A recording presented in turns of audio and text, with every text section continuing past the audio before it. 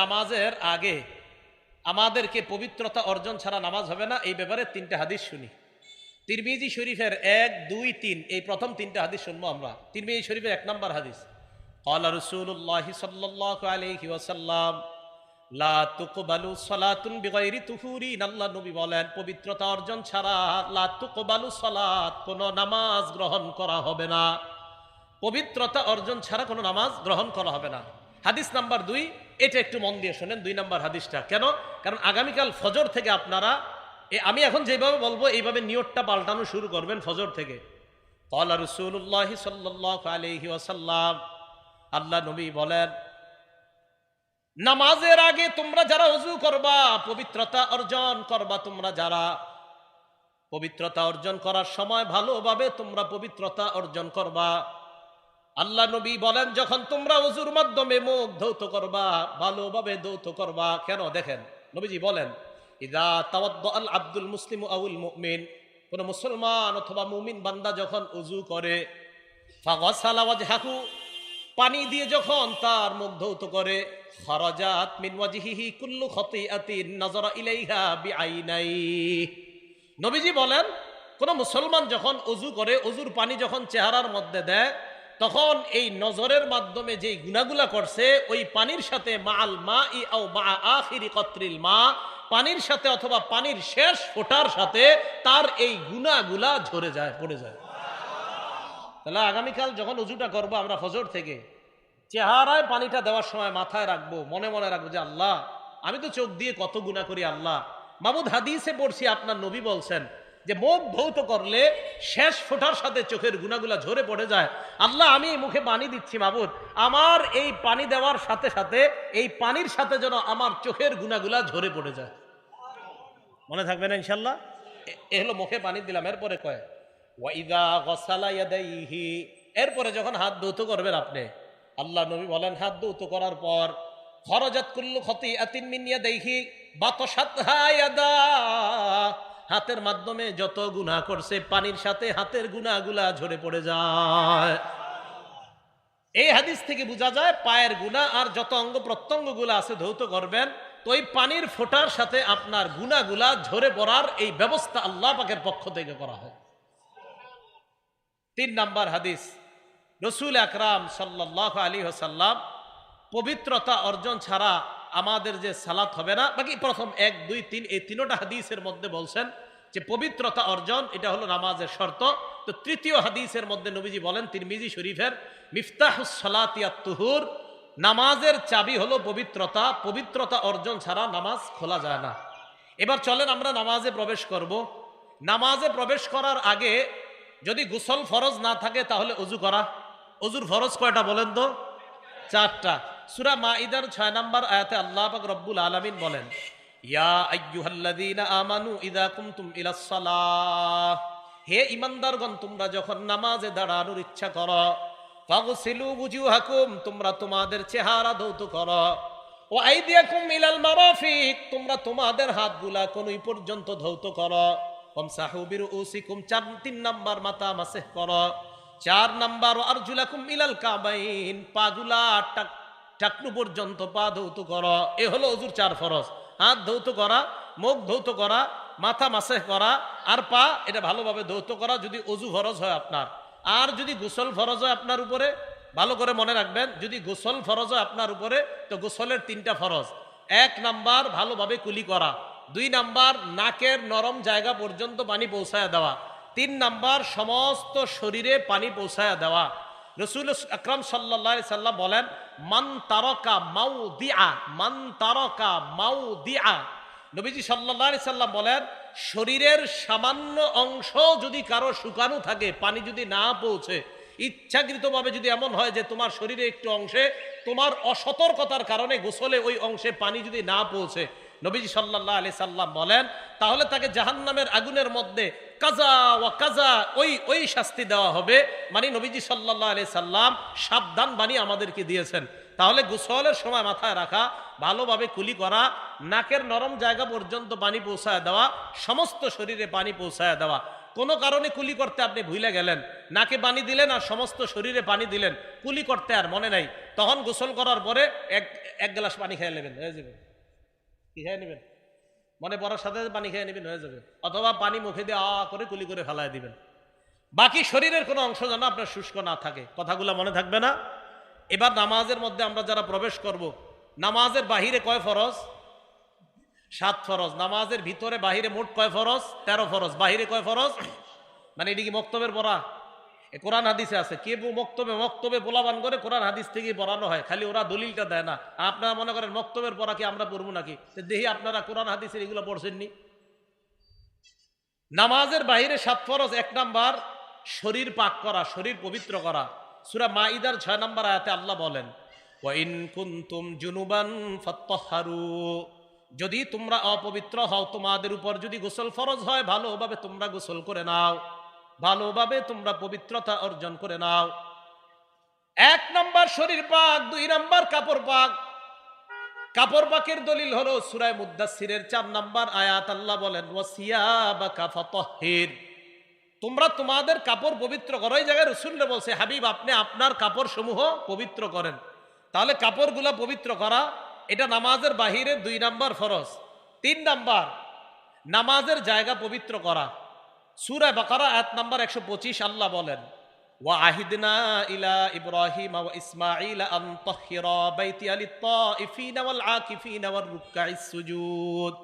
আল্লাহ বলেন, ইব্রাহিম এবং ইসমাঈল আলাইহিস সালাতু ওয়াস সালাম দুইজনকে আমি বললাম, আপনারা দুইজন আন তাহহিরা বাইতিয়া, আমার ঘরটা আপনারা পবিত্র করেন, লিত-তাইফিনা তায়েফকারীদের জন্য, ওয়াল আকিফিনা যারা ইতিকাফ করবে তাদের জন্য, ওয়ার রুকআই যারা রুকু করবে তাদের জন্য, আস-সুজুদ যারা সিজদা করবে তাদের জন্য। তাহলে 3 নাম্বার নামাজের জায়গা পবিত্র করা সূরা বাকারার 125 নাম্বার আয়াত দ্বারা প্রমাণিত হয়। এটা হলো 4 নাম্বার। সহিহ বুখারীর 335 নাম্বার হাদিসের বর্ণনা। ক্বালা রাসূলুল্লাহ সাল্লাল্লাহু আলাইহি ওয়াসাল্লাম, আল্লাহ নবী বলেন, ওয়াতিতু খামসান লাম ইউতাহুন্না আহাদুন ক্বাবলি, নবীজি বলেন আমাকে এমন 5টা জিনিস দেওয়া হয়েছে, আমার পূর্বে এই 5 জিনিস আর কাউকে দেওয়া হয় নাই। 1 নাম্বার নুসিরতু বির-রু'বি মাসিরাতা শাহরিন, আমার ব্যাপারে 1 মাসের দূরত্বে বেঈমানদের অন্তরে কম্পন সৃষ্টি করে দেওয়া হয়।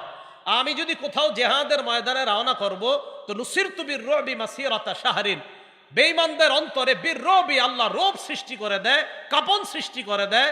1 মাসের দূরত্বে এই কাঁপন সৃষ্টির মাধ্যমে আল্লাহর পক্ষ থেকে আমি নবীকে সাহায্য করা হয়, আমার পূর্বে আর কোনো নবীকে এইভাবে সাহায্য করা হয় নাই। 1।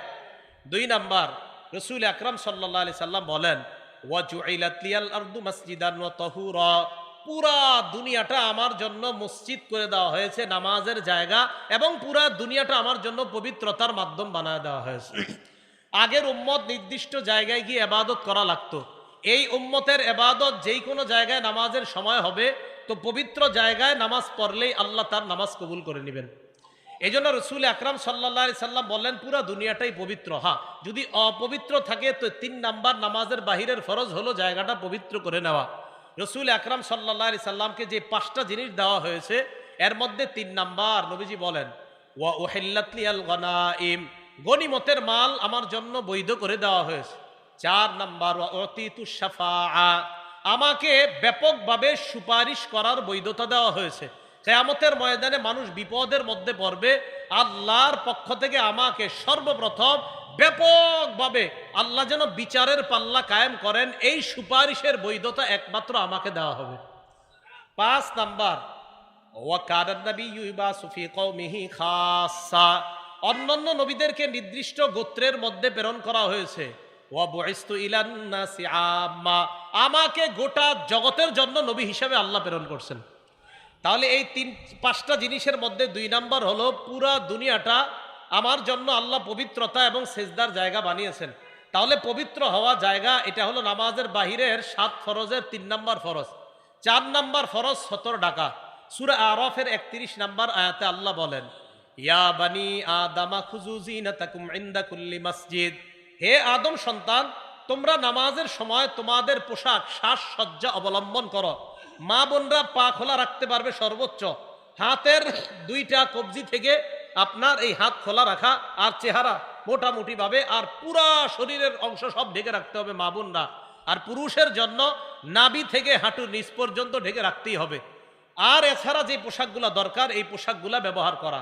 এটা হলো আপনার 4 নাম্বার সতর ডাকা, 5 নাম্বার কেবলামুখী হওয়া। সূরা বাকারা 144 নাম্বার আয়াতে আল্লাহ বলেন, ফাওয়াল্লি ওয়াজহাকা শাতরাল মাসজিদিল হারাম, আপনি আপনার চেহারাটাকে কেবলার দিকে ফিরান। এটা হলো নামাজের বাহিরের 5 নাম্বার ফরজ। 6 নাম্বার ফরজ ওয়াক্ত মতো নামাজ পড়া। সূরা নিসার 103 নাম্বার আয়াতে আল্লাহ বলেন, ইন্নাস সালাতা কানাত আলাল মুমিনিনা কিতাবাম মাওকুতা, নিশ্চয়ই ঈমানদারদের উপর সময় মতো নামাজ ফরজ। এটা হলো 6 নাম্বার। 7 নাম্বার নিয়ত করা। বুখারী শরীফের 1 নাম্বার হাদিস, আল্লাহ রাসূল সাল্লাল্লাহু আলাইহি সাল্লাম বলেন, ইন্নামাল আমালু বিন্নিয়াত, সমস্ত আমলের প্রতিদান নির্ভর করে নিয়তের উপর। নাসাই শরীফের হাদিসের বর্ণনা, ক্বালা রাসূলুল্লাহ সাল্লাল্লাহু আলাইহি ওয়াসাল্লাম, ইন্নাল্লাহা লা ইয়াকবালু মিনাল আমাল ইল্লা মা কানা লাহু খালিসা, নিশ্চয় আল্লাহ কোনো আমল কবুল করে না যদি একনিষ্ঠভাবে আল্লাহর জন্য ওই আমলটা করা না হয়। আল্লাহ আমাদের সকলকে নামাজের বাহিরের যে এই 7 ফরজ, এই ফরজগুলা যেন আমরা যথাযথভাবে আদায় করে এরপর নামাজের ভিতরে আমরা ঢুকবো। আল্লাহ ওই বাহিরের 7টা ফরজ জেনে শুনে আমল করার তৌফিক দান করেন। তাহলে জায়গা পবিত্র হওয়া, পোশাক পবিত্র হওয়া, শরীর পবিত্র হওয়া, শরীরে নাপাকি না থাকা, কাপড়ে নাপাকি না থাকা, যেই জায়গায় সেজদা করব এই জায়গাগুলোতে নাপাকি না থাকা, এই বিষয়গুলা গুরুত্ব দেওয়া। নামাজের ভিতরে 6 ফরজ। 1 নাম্বার তাকবীরে তাহরিমা বলে নামাজ শুরু করা। সূরা মুদ্দাসসিরের 3 নাম্বার আয়াত আল্লাহ বলেন, ওয়া রাব্বাকা ফাকাব্বির, আপনি আপনার রবের বরত্ব বর্ণনা করেন, আল্লাহু আকবারের মাধ্যমে নামাজ শুরু করেন। তিরমিজি শরীফের 3 নাম্বার হাদিস, ক্বালা রাসূলুল্লাহ সাল্লাল্লাহু আলাইহি ওয়াসাল্লাম, তাহরিমুহা আত-তাকবীর ওয়া তাহলিলুহা আত-তাসলিম, নামাজ শুরু করা হবে তাকবীরের মাধ্যমে। বাংলাটা ভালোভাবে মনে রাখবেন, নামাজের বাহিরে যত হালাল কাজ আল্লাহু আকবারের মাধ্যমে এই সব হালাল কাজকে হারাম করা হয়। নামাজের বাহিরে যেই কাজগুলা করা হালাল, এই আল্লাহু আকবারের মাধ্যমে নামাজের ভিতরে ওই বাহিরের হালালগুলা হারাম করা হয়। এই জন্য এটাকে বলা হয় তাকবীরে তাহরিমা। ওয়া তাহলিলুহা আত-তাসলিম, সালামের মাধ্যমে ওই হালাল কাজগুলা আবার আপনার জন্য বৈধ করা হয়। তাহলে 1 নাম্বার তাকবীরে তাহরিমা বলা। 2 নাম্বার দাঁড়িয়ে নামাজ পড়া। সূরা বাকারার 238 নাম্বার আয়াতে আল্লাহ বলেন, ওয়া কুমু লিল্লাহি কানিতিন, আল্লাহর সামনে তোমরা বিনীতভাবে দাঁড়াও। সহিহ বুখারীর 1117 নাম্বার হাদিস, 1117 নাম্বার হাদিসের বর্ণনা, ইমরান ইবনে হুসাইন রাদিয়াল্লাহু তাআলা আনহুর বর্ণনা, তিনি বলেন, কানাত বি বাওয়াসির, আমার অর্শরোগ ছিল, অর্শরোগ। আমি নবীজির কাছে মাসালা জিজ্ঞাসা করলাম, যেহেতু আমার অর্শরোগ, সালতুন নবিয়্য সাল্লাল্লাহু আলাইহি ওয়াসাল্লাম আনিস সালাহ, আমি আল্লাহ নবীর কাছে জানতে চাইলাম, হুজুর আমার তো অর্শরোগ, আমি কিভাবে নামাজ পড়বো আমাকে বলেন। আল্লাহ নবী জবাব দিলেন, সল্লি কাইমা, তুমি দাঁড়িয়ে নামাজ পড়ো। 1 নাম্বার কিভাবে? দাঁড়িয়ে। ফাইল্লাম তাস্তাতি ফাকাইদা, যদি তুমি দাঁড়িয়ে নামাজ পড়তে না পারো তাহলে বসে পড়ো। ফাইল্লাম তাস্তাতি ফাআলা জামবিন, যদি বসে না পারো তাহলে শুয়ে নামাজ পড়ো। তাহলে দাঁড়িয়ে না পারলে বসে। তাহলে কারো যদি দাঁড়ানোর সক্ষমতা থাকে, উনি সারাদিন বাজার করে, সব ঠিক আছে, মসজিদে গিয়ে চেয়ারে বসে ভালোভাবে হাইটা হাইটা মসজিদে যায়, আমার সাথে কথা বলতেছে 10 মিনিট দাঁড়ায়, কোনো সমস্যা হয় না। ইমাম সাহেবের সাথে উনি 10 মিনিট দাঁড়ায় কথা বলছে, সমস্যা হয় না। এখন মসজিদে গিয়ে উনি বসে নামাজ পড়ে, এটা তো হলো না, ওনার তো দাঁড়ানোর সক্ষমতা আছে, তো এখন উনি বসে নামাজ পড়লে কিভাবে নামাজ হবে? উনি তো দাঁড়ায় তো 10 মিনিট কথা বললো কিভাবে? তা আল্লাহর সামনে তো 10 মিনিটও 1 রাকাতে, ইমাম সাহেবকে 1 রাকাতে 10 মিনিট দাঁড়ায় থাকে না। তো আপনি দাঁড়ায় সব কিছু পারেন, খালি নামাজে গেলে চেয়ারে বসা লাগে, বিষয়টা না। বসার মাসালা ওই ব্যক্তির জন্য যে দাঁড়াইতে না পারে। ভাই কথা মনে থাকবে। সহিহ বুখারী 1117 নাম্বার হাদিস, সহিহ বুখারী 1117 নাম্বার হাদিস। ইমরান ইবনে হুসাইন বলেন, কানাত বি বাওয়াসির, আমার অর্শরোগ ছিল। আমি রাসূল সাল্লাল্লাহু আলাইহি সাল্লামকে প্রশ্ন করলাম, নামাজ পড়বো কিভাবে? তো নবীজি বললেন, সল্লি কাইমান, দাঁড়িয়ে নামাজ পড়ো। তাহলে দাঁড়িয়ে মানে তুমি যদি দাঁড়াইতে সক্ষম হও তো দাঁড়িয়ে নামাজ পড়ো। ফাইল্লাম তাস্তাতি, যদি দাঁড়িয়ে নামাজ পড়তে সক্ষম না হও, ফাকাইদান, তাহলে বসে নামাজ পড়ো। ফাইল্লাম তাস্তাতি, যদি বসেও না পারো, ফাআলা জামবিন, তাহলে শুয়ে নামাজ পড়ো। তাহলে বলেন তো, দাঁড়ানোর সক্ষম ব্যক্তি বসে নামাজ পড়লে হবে না? দাঁড়ানো সক্ষম ব্যক্তি বসে বললে হবে না। এই কথাগুলো আমরা মনে রাখবো। বাজারে গিয়ে 1.5 ঘন্টা ঘুরে কিচ্ছু হয় না, উনি মসজিদে গেলে বসে যায়। এই বিষয়গুলো কেমন? এটা তো সঠিক হলো না আপনার। আল্লাহ আমাদেরকে বুঝার তৌফিক দান করেন। আরো আশ্চর্য লাগে, একজন আপনি ইদানিং চেয়ার পাওয়া যায় আপনার, ইয়া চেয়ার কেমন জানি ভাঙ্গা যায়, এটা এইভাবে নিয়ে যাওয়া যায় মসজিদে। এই চেয়ার এইভাবে নিয়ে আমি জুমা পড়াইতে যাই যে রাস্তায়, তো রমজান মাসে তো আপনার আর খানা নাই, আর রমজান মাসে খানা আছে দিনের বেলা, তো আগে আগে মসজিদে গেলে প্রচুর মানুষ এসে ডিস্টার্ব করে, এই জন্য চিন্তা করি কি করা যায়। তো এর আগে একটা মসজিদ আছে, কোন মসজিদ সেটা বলবো না, তো যেই কোনো এক মসজিদে আমি বসে থাকি কিছুক্ষণ, বসে আপনার হয়তো কোরআন শরীফ পড়ি বা কিছু পড়ি, সময়টা কাটাই, তারপর মসজিদে যাই। এক লোক আপনার এইভাবে উনি চেয়ারটা এইদিকে নিয়ে মসজিদে ঢুকার পর খাদেম সাহেবের সাথে দীর্ঘক্ষণ দাঁড়ায়, আর ঠিক চেয়ারও এই জায়গায় আছে, তাও আরো কত কষ্ট কথা বলতেছে দীর্ঘক্ষণ। এই কথাটা বইলা উনি আপনার চেয়ারটা পাইতে গিয়ে চেয়ারে বসে, তো খাদেম সাহেব জিজ্ঞেস করলাম নামাজ পড়ে কিভাবে, চেয়ারে বসে। আর এটা মানে কি? আপনি সুন্দর এটা নিয়ে গেলেন, আবার খাদেম সাহেবদের দিক নির্দেশনা দিতেছেন এইভাবে মুছো, এটা করো ওইটা করো, দাঁড়ায় দাঁড়ায়, কিন্তু দাঁড়ায় দাঁড়ায় সব করতে। তো আল্লাহর সামনে আপনি এই অদ্দুহা সূরা পরিমাণ দাঁড়ায় থাকতে পারলেন না? ভাই কথাগুলো বুঝার চেষ্টা করবো আমরা। আল্লাহ আমাদের সকলকে বুঝবার তৌফিক দান করেন। 1 নাম্বার তাকবীরে তাহরিমা, 2 নাম্বার দাঁড়িয়ে নামাজ পড়া, 3 নাম্বার কেরাত পড়া। সূরা মুজাম্মিল আয়াত নাম্বার 20 আল্লাহ বলেন ফাকরাউ মা তায়াসসারা মিনাল কুরআন, কোরআনের যে অংশ সহজ, যেখান থেকে সহজ সেখান থেকে তেলাওয়াত করো। 4 নাম্বার কেরাত পড়া, রুকু করা 4 নাম্বার, 5 নাম্বার সেজদা করা। 4 এবং 5 নাম্বারের দলিল সূরা হজের 77 নাম্বার আয়াত। আল্লাহ বলেন ইয়া আইয়ুহাল্লাযীনা আমানু রুকউ ওয়াসজুদু, হে ঈমানদারগণ তোমরা রুকু করো সেজদা করো। রুকুর দলিল পাইলাম 4 নাম্বার, সেজদার দলিল পাইলাম, এটা হলো 5 নাম্বার। 6 নাম্বার শেষ বৈঠক করা, মানে আত্তাহিয়াতু পড়তে যতক্ষণ লাগে ওই পরিমাণ সময় বসা। রাসূল আকরাম সাল্লাল্লাহু আলাইহি সাল্লাম আব্দুল্লাহ ইবনে মাসউদ রাদিয়াল্লাহু তাআলা আনহুর হাতটা এইভাবে ধরলেন।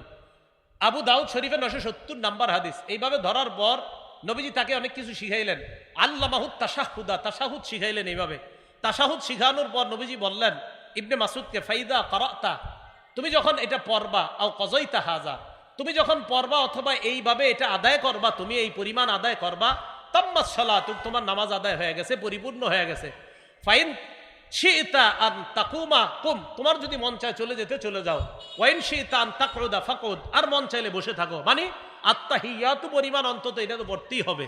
তো এই পরিমাণ শেষ বৈঠক করা, এটা হলো ফরজ। তাহলে নামাজের ভিতরে কয় ফরজ? 6টা ফরজ। 1 নাম্বার তাকবীরে তাহরিমা বলা, 2 নাম্বার দাঁড়িয়ে।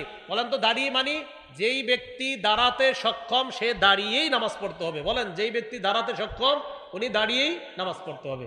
আল্লাহ আমাদেরকে বুঝার তৌফিক দান করেন। এখন তো আপনি এই যে নামাজের নিয়ম জানলেন, কিন্তু নামাজটা আপনার কবুল হবে কিভাবে? আপনারা যেভাবে নামাজ পড়েন এইভাবে কি কবুল হবে কিনা? কিন্তু রাসূল সাল্লাল্লাহু আলাইহি সাল্লাম দেখেন তো কি বলে, সহিহ বুখারী 757 757 নাম্বার হাদিস, 757 757। নবীজি সাল্লাল্লাহু আলাইহি সাল্লাম মসজিদে আসলেন, আসার পর বসে রইছে। এক ব্যক্তি মসজিদে আসছে, আসার পর নামাজে দাঁড়াইছে, আল্লাহু আকবার, নামাজ দাঁড়াইছে। নামাজ দাঁড়ানোর পর নামাজ পড়লেন, আল্লাহ নবী তার নামাজটা দেখলেন। এই হাদিস দ্বারা বোঝা যায় কোন ব্যক্তি যদি মসজিদে নামাজ পড়ে, ইমাম সাহেব যদি তার নামাজ দেখে, এটা জায়েজ আছে। ইমাম সাহেব যদি কোনো ব্যক্তির সুন্নত নামাজ দেখে, মুসল্লির, এটা দেখতে পারবে। কারণ নবীজি সাল্লাল্লাহু আলাইহি সাল্লাম এক সাহাবার নামাজ দেখতেছে, দেখেন কি হয়। নামাজ দেখার পর ওই ব্যক্তি নামাজের সালাম ফিরাইলেন, ফিরানোর পর আল্লাহ নবীর কাছে আসলেন। আসার পর সাল্লামা আলান নবী সাল্লাল্লাহু আলাইহি ওয়াসাল্লাম, আল্লাহ নবীকে সালাম দিলেন। ফারাদ্দা আলাই, আল্লাহ নবী তাকে সালামের জবাব দিলেন। নবীজি তাকে বললেন ইরজি ফাসাল্লি ফাইন্নাকা লাম তুসাল্লি, যাও তুমি আবার নামাজ পড়ো, কারণ তুমি নামাজ পড়ো নাই। যাও তুমি নামাজ পড়ো, তুমি নামাজ পড়ো নাই। সাহাবা আবার গেছে, যাওয়ার পর ইউসাল্লি কামা কানা সাল্লা, আগে যেইভাবে নামাজ পড়ছে আবার ওইভাবে নামাজ পড়তে লাগলেন। নামাজের সালাম ফিরাইলেন, আবার আল্লাহ নবীর সামনে গিয়ে সালাম দিলেন। নবী সালামের জবাব দিয়ে বললেন ইরজি, আবার যাও, ফাসাল্লি, নামাজ পড়ো, ফাইন্নাকা লাম তুসাল্লি, তুমি নামাজ পড়ো নাই, যাও আবার নামাজ পড়ো। সাহাবা দ্বিতীয়বার নামাজ পড়লেন, এইভাবে 3 বার হয়ে যায়। সাহাবা আল্লাহ নবীকে বললেন ইয়া রাসূলুল্লাহ মা উহসিনু গায়রা, আমি এর চাইতে ভালো নামাজ পড়তে জানি না, আল্লিমনি, এর চাইতে যদি ভালো নামাজ থাকে আমাকে আপনি শিখায়া দেন। তাহলে ইমাম সাহেব যদি কোনো মুসল্লির নামাজ দেখে, দেখার পর যদি বলে ভাই আপনি তো সেজদায় গিয়া 2 পা পিছন দিয়ে উঠায় ফেলেন, কয় পা? দুই পা একসাথে, অনেক মুসল্লি সেজদা দিয়ে দুই পা একসাথে পিছনে উঠায়, সেজদা দেয় দুইটা পিছন দিয়ে এভাবে দাঁড়া করায় রাখে, নামাজ কিন্তু ঝামেলা হয়ে গেছে। দুই পা একসাথে উঠে গেলে নামাজ ঝামেলা হয়ে যাবে, এক পা মাটিতে থাকতেই হবে সেজদায় গেলে। হ্যাঁ, আদায় মাসালা আছে স্পষ্ট, দুই পা উপরে কিন্তু উঠা যাবে না। এখন ইমাম সাহেব আপনার নামাজ দেখলো, দাঁড়িয়ে দাঁড়িয়ে আপনার নামাজ দেখলো, দেখার পর আপনার বললো ভাই আপনার নামাজ আবার পড়েন, হয় নাই। আপনি কি করেন, আপনি নামাজ হয় নাই মানে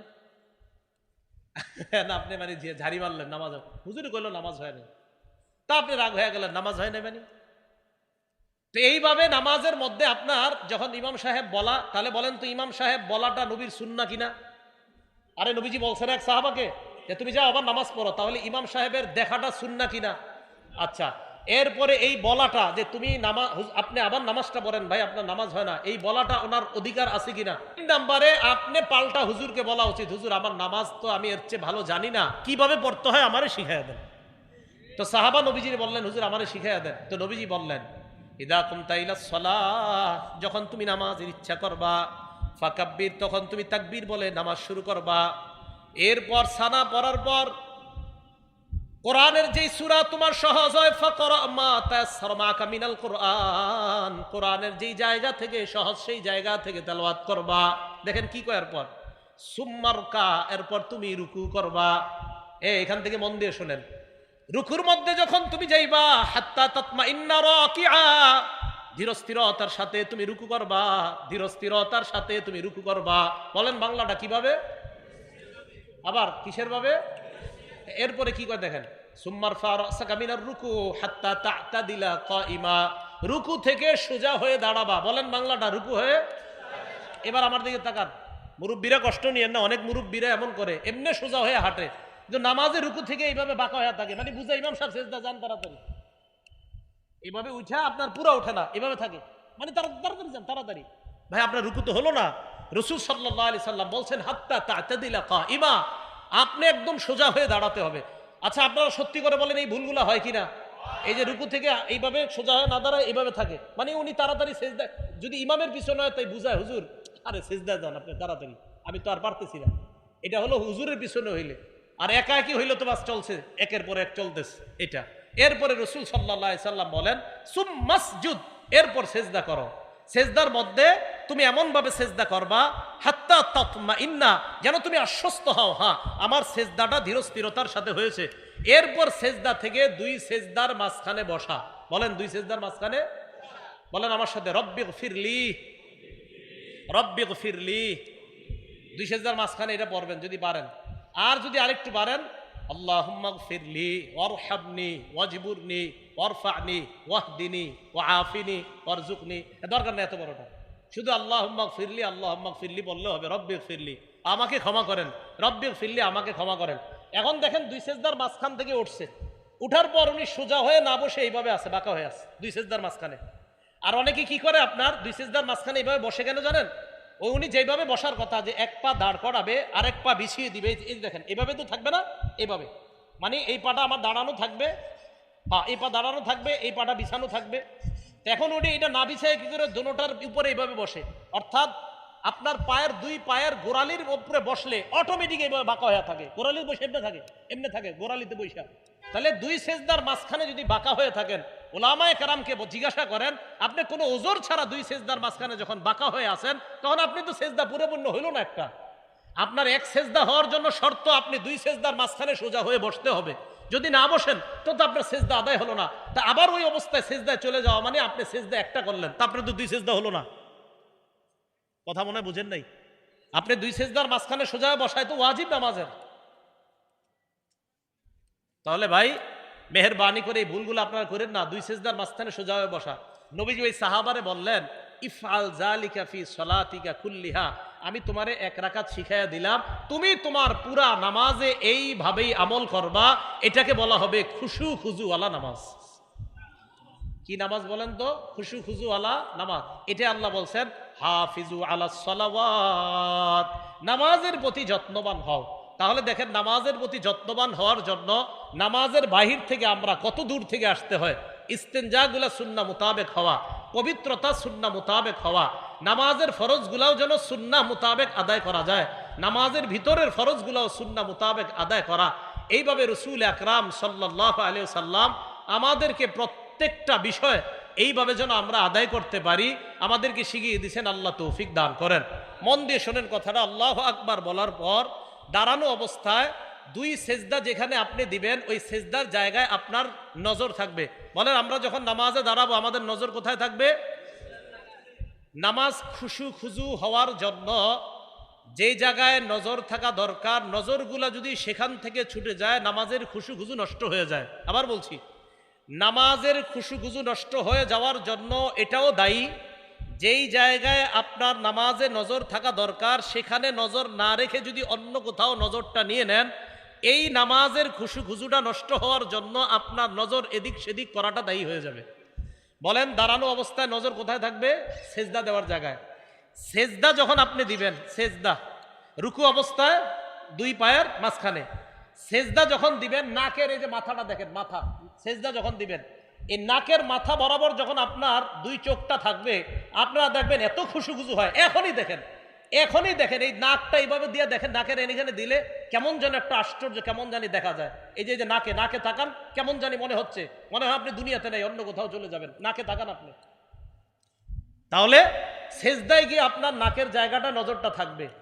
এরপরে আপনি যখন বসবেন কোলে নজর। এবার আমি বলবো আপনারা বলবেন বাকিটা। বলেন দাঁড়ানো অবস্থায় কোথায়? রুকু অবস্থায়, সেজদা অবস্থায়, বসা অবস্থায় কোলে। নামাজে যেই জায়গায় নজরগুলা থাকা দরকার, এই হলো চারটা নজরের কথা বললাম। বলেন দাঁড়ানো অবস্থায় সেজদার স্থানে, রুকু অবস্থায় ওই মাঝখানে, এরপরে সেজদা অবস্থায় নাকের, বসা অবস্থায় কোলে 5 নাম্বার নজর, সালাম ফিরানো অবস্থায় দুই কাত। এ হলো 5টা নজর। মুসলমানের নামাজের মধ্যে যে 5 জায়গায় নজর দেওয়া দরকার, এই নজর যদি 5 জায়গায় ছাড়া অন্য জায়গায় যায় নামাজের খুশি নষ্ট হয়ে যাবে। এই 5 জায়গায় নজর থাকতে হবে মুসলমানের। আল্লাহ পাক রব্বুল আলামিন আমাদের সকলকে শুধু হাফিজু আলাস সালাওয়াত আমরা বুঝলাম যে নামাজের প্রতি যত্নবান হয়ে আমরা যেন 5 ওয়াক্ত নামাজ, 1 রাকাত নামাজের আলোচনা হলো আমাদের। এই 1 রাকাত নামাজটা আমরা প্রত্যেকটা রাকাতে যেন এইভাবে পড়তে পারি। আল্লাহ তৌফিক দান করেন। আমিন। ওয়া আখিরু দাওয়ানা আনিল হামদুলিল্লাহি রাব্বিল আলামিন। আমরা কি উঠবো না? মাদ্রাসার জন্য জায়গার ব্যবস্থা যেন আল্লাহ তাআলা করে দেয়, এই জন্য আমরা দোয়া করি, আল্লাহর কাছে দোয়া করবো। আমরা কি উঠবো না? সবাই বসি রুমাল নিয়ে যাই, সবাই রুমালে আমরা দান করি। আমরা বসি, দান করার পরে আমরা উঠবো ইনশাল্লাহ। 2 জন রুমাল নিয়ে যান মাদ্রাসার জন্য, আমরা একটু দান করি। আমরা কেউ উঠবো না, দান না করলেও কেউ উঠবো না, মেহেরবানি করে আমরা বসি। 2 জন রুমাল নিয়ে যাই, আমরা যে যা পারি মাদ্রাসার জন্য দান করি। রুমাল নিয়ে একটু তাড়াতাড়ি যাই, যে যা পারি মাদ্রাসার জন্য দান করি। বিসমিল্লাহ।